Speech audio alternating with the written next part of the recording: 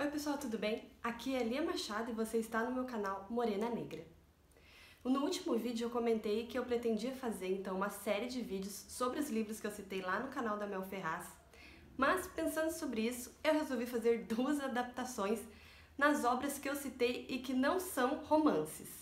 Então em breve vem um próximo vídeo aí sobre o livro do Alberto da Costa e Silva, que eu vou falar de uma maneira mais geral, não apenas sobre o livro do Alberto da Costa e Silva, mas fica para vocês verem no próximo vídeo. E sobre o Frederick Douglass, que é o que eu vou falar hoje. Eu resolvi então fazer uma série de vídeos sobre personalidades negras, afinal elas são muito importantes na história da negritude. Como eu acabei de falar, o personagem de hoje é o Frederick Douglass, essa figura tão importante na história dos Estados Unidos. O Frederick Douglass foi um escravo lá nos Estados Unidos da América e ele fugiu da escravidão em 1838. No livro que eu citei no canal da Mel, ele vai contar então pra gente como foi a vida dele na escravidão, como foi viver na escravidão e como foi se descobrir ali como pessoa e ver crescer dentro dele esse desejo pela liberdade. Para o Frederick Douglass chegar nessa posição que ele alcançou lá nos Estados Unidos, na verdade ele foi descoberto por um cara também muito importante na história do abolicionismo americano, que foi o William Garrison. Esse homem era um abolicionista branco que lutava pelo fim da escravidão nos Estados Unidos, e ele descobre o Frederick Douglass em uma das palestras que o Frederick Douglass dava por conta da igreja e percebe essa capacidade que, pelo que dizem, era surpreendente do Frederick Douglass como orador. Ele era um grande orador.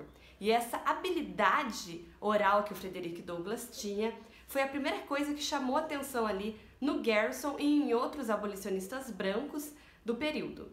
Por esse motivo, o Garrison vai lá e se aproxima do Frederick Douglass, traz ele para lutar na causa abolicionista ao seu lado.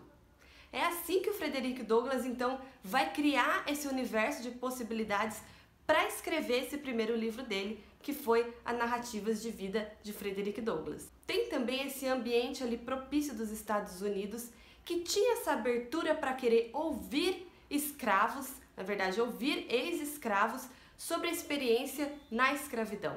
Tinha, então, interesse por publicar livros desse tipo, principalmente ali na década de 1830, quando o abolicionismo americano vai crescendo e vai ganhando mais força. Ainda que esses abolicionistas brancos não considerassem os negros competentes para fazer uma interpretação aprofundada da experiência com a escravidão, eles davam essa abertura para eles contarem essa história, contarem aí a narrativa dos fatos de como teria sido viver como escravo. A existência desse espaço, ainda que não total, para o negro poder falar sobre a sua experiência, sobre a sua vivência, é um primeiro passo muito importante para representatividade negra, para os negros conseguirem se ver ali nesse ambiente.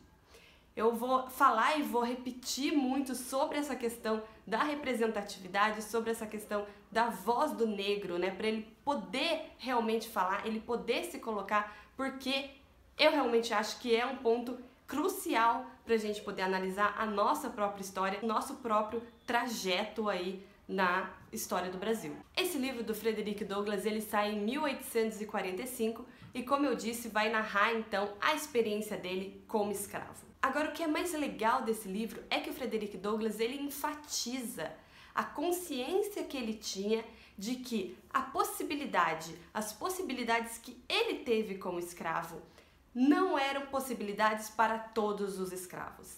Ele mostra que ele teve muita sorte de conquistar algumas coisas, conquistar alguns espaços que fizeram com que ele atingisse aquele grau de consciência da escravidão que permitiram a ele buscar essa liberdade, buscar escapar da escravidão. Nem todos os escravos teriam esse grau de consciência para poder buscar essa fuga. E também não teriam esse grau de consciência que ele teve para poder conquistar algumas outras coisas, como a educação, que foi muito importante no trajeto dele. As duas coisas principais que o Frederick Douglass vai falar ali no livro que mudam a vida dele foi uma, se mudar para Baltimore. Ele era escravo, então, numa fazenda, escravo de corte, né, que trabalhava na lavoura. Só que, ainda pequeno, ele tem essa possibilidade do dono dele enviá-lo para Baltimore para trabalhar na casa do irmão. Então, o Frederick Douglass, ele deixa de ser um escravo de fazenda para ser um escravo de cidade. Baltimore era um centro muito importante na época ali na região em que ele vivia e que deu a ele, então, contato com outras coisas que ele não tinha e não teria como ter vivendo numa fazenda. Esse é o primeiro ponto que ele vai falar e ele vai enfatizar que transformou a vida dele. Ter esse contato com outras pessoas, ter esse contato com outros conhecimentos que vão aumentar o desejo dele de buscar a liberdade. O outro ponto também muito importante foi a alfabetização. Desde muito cedo ali em Baltimore, ele vai perceber que ter a capacidade de ler e escrever eram cruciais para ele alcançar essa liberdade. Ele ouve o senhor dele falando isso quando a senhora começou a dar as primeiras lições de alfabetização para ele e ela acaba sendo ali penalizada pelo marido, que diz que ela não deveria estar ensinando um escravo, porque quanto mais um escravo sabe, mais ele deseja. E essa concepção de quanto mais o escravo sabe, mais ele deseja, ficou ali na mente do Frederick Douglass. Ele percebeu que tinha algo de muito importante na alfabetização, que seria capaz de mudar a vida dele. Então, mesmo com a proibição do senhor, ele continuou indo atrás desse aprendizado. Ele vai aprender sozinho, ele vai aprender se aproveitando ali dos meninos da rua, né, que ele vivia ali na cidade, que tinha contato com ele, para aprender um pouco mais das palavras, aprender um pouco mais como juntar as palavras, como formar palavras, mas ele vai estar sempre atrás desta alfabetização. Ele vai estar sempre atrás de buscar como aprender, mesmo com todas essas proibições ao redor dele.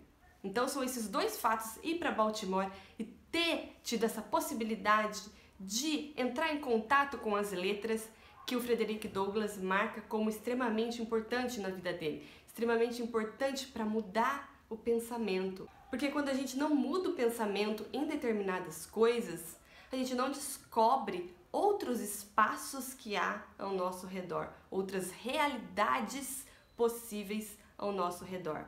E ele também vai contar isso no decorrer dessas narrativas, como outros escravos não tinham essa percepção que ele vai tendo, que ele vai criando no decorrer da vida dele. Ele percebe isso principalmente quando ele retorna para a fazenda, porque com a morte do senhor dele, ele volta para a fazenda para participar ali da divisão novamente dos escravos, né? Então ele percebe aí também a fragilidade da vida de um escravo, porque quando o senhor morre, você vai ter essa divisão que pode dividir o que? Irmãos, pode dividir uma mulher e um marido, pode dividir mãe e filho.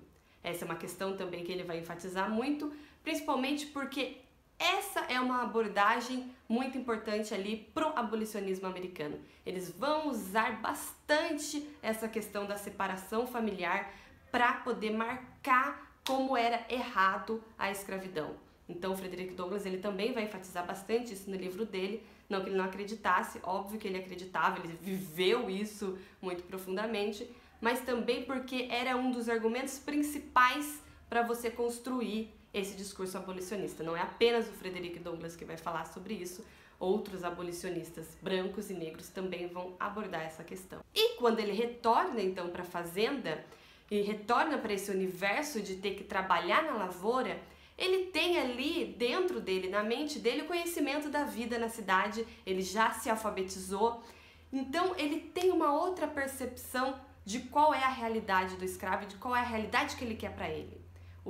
Quais são os direitos que ele deveria ter como homem. São ideias, são pensamentos que vão passar pela mente dele por conta do trajeto que ele pôde fazer, que não passa na mente de outros escravos, outros negros que viviam com ele, por eles não terem tido essa realidade, não terem tido essa possibilidade. Eu tô enfatizando isso porque essa é uma questão que ainda é muito importante hoje em dia, é muito importante aqui no Brasil, é muito importante para a nossa discussão sobre a negritude. Porque essa possibilidade de você ter certos conhecimentos, de você ter essa consciência do seu espaço, essa consciência de que caminho você está tomando, de como se ver em sociedade, ainda precisa ser muito dialogada aqui pra gente também. E sim, eu estou retomando aí um livro de 1845 dos Estados Unidos para falar de algo que a gente ainda precisa pensar muito hoje aqui no Brasil. Lá nos Estados Unidos foram várias as narrativas desse gênero que saíram durante o século XIX, porque, como eu disse, eles tinham um interesse muito grande por saber como foi essa vivência do próprio escravo. Mas a do Frederick Douglass é uma das mais famosas e que ficou também muito famosa na própria época, principalmente porque foi escrita por ele mesmo. Então, na própria capa do livro, você tem essa observação: narrativas de vida de Frederick Douglass escritas por ele mesmo. A maioria dos outros escritos não eram da própria pena dos negros, porque eles não eram alfabetizados. Como tinha esse ambiente de publicação favorável, existia editores que iam atrás de negros para poder publicar suas histórias, mas como eles não sabiam escrever, as histórias eram escritas por outra pessoa. E nós sabemos, no estudo de literatura, né, que quando você tem uma outra pessoa, você tem uma influência externa que está ali participando desta escritura. Não é só o autor que está colocando as suas ideias no papel. Você vai ter um outro grupo ali de pessoas, né? A pessoa que está escrevendo, o próprio editor que está querendo essa publicação, influenciando muito mais neste escrito. Hoje em dia, a história mais famosa desse gênero que nós temos e que é possível já dar uma ideia do que eu estou falando aqui para vocês é o livro, que também virou filme, 12 anos de escravidão. 12 anos de escravidão é exatamente esse tipo de narrativa, narrativa de vida do escravo, que então, né, estava ali já muito famosa naquela época e por isso também acabou virando livro em 1853 com a história do Solon. E o Solon também não foi quem escreveu a própria história. A história dele foi escrita por outra pessoa. Mas é aí desse mesmo gênero, desse mesmo modelo de história do Frederick Douglass. O que é muito legal na história do Frederick Douglass é que ele é essa figura importantíssima na história dos Estados Unidos. Ele participou ativamente, então, ali desde 1840 até a morte dele em 1895, do movimento em prol dos direitos dos afro-americanos. E este livro, A Narrativa de Vida de Frederick Douglass, faz parte do cânone americano. A casa onde o Frederick Douglass morou nos Estados Unidos é tombada, né? Faz parte do patrimônio histórico dos Estados Unidos. Estou falando isso também para enfatizar essa importância. Você tem um livro que é cânone, você tem um livro que vai para as escolas, você tem um livro que um grande número de alunos, um grande número de adolescentes terá conhecimento da existência. Você tem uma casa que é tombada, essa casa vai se manter ali como patrimônio histórico, pessoas vão visitar, você vai ter esse fluxo que torna este personagem em partes ainda vivo. Eu acho, pelo menos, uma coisa muito triste na história do Brasil, um aspecto da nossa sociedade, que é esse aspecto de apagamento da nossa própria história, apagamento de figuras importantes na nossa história. A gente não tem muitas figuras importantes que se mantêm, principalmente figuras que são vinculadas a movimentos, né, que de alguma forma pudessem ir contra o governo. Não estou falando também que a gente não tem de maneira alguma, mas a gente apaga muito mais esses personagens na história brasileira. A gente dá muito menos importância do que um país como os Estados Unidos, por exemplo. Não só ele, outros países da América Latina também têm uma relação muito mais forte com as suas figuras históricas, com essas figuras que a gente fala que se tornam mitos na história dessas pessoas. Quando se tem memória, se tem identificação. E quando se tem identificação, você tem um grupo que continua querendo lutar e continua querendo participar de questões do seu país em volta daquele tema por conta destas figuras. De certa forma, o Brasil foi muito mais hábil em conseguir apagar as suas lutas, apagar formas como pessoas podem se relacionar com o passado para tentar transformar ainda questões do presente. Eu acho assim muito importante você ter essa memória do passado que se relaciona com o presente, porque, mais uma vez, voltando aí à questão da representatividade, você faz pessoas se sentirem parte de um grupo, você faz pessoas conseguirem se identificar com as mesmas questões e conseguirem então manter uma luta, conseguirem ir atrás de um espaço maior para elas mesmas. Fica aí para você a questão de quais são as personalidades negras que você lembra